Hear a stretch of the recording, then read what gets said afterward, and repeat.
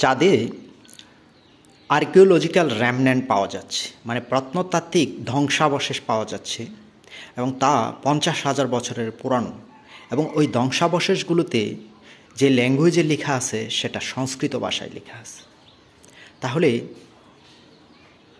আমরা কি প্রশ্ন করতে পারি না যে আসলে এই সিভিলাইজেশনটা এত আগে কারা ছিল? তাহলে কি আমাদের কোনো উন্নত সভ্যতা ছিল চাঁদে 50,000 বছর আগে? চাঁদে পিরামিড পাওয়া যাচ্ছে, ওইখানে আন্ডারগ্রাউন্ডে উন্নত সিভিলাইজেশন পাওয়া যাচ্ছে। মার্সে মঙ্গলের সাইডোনিয়া পিরামিড পাওয়া যাচ্ছে। সেই সাইডোনিয়া পিরামিডগুলো 10 লক্ষ 15 লক্ষ বছরের পুরানোর স্থাপনা পাওয়া যাচ্ছে।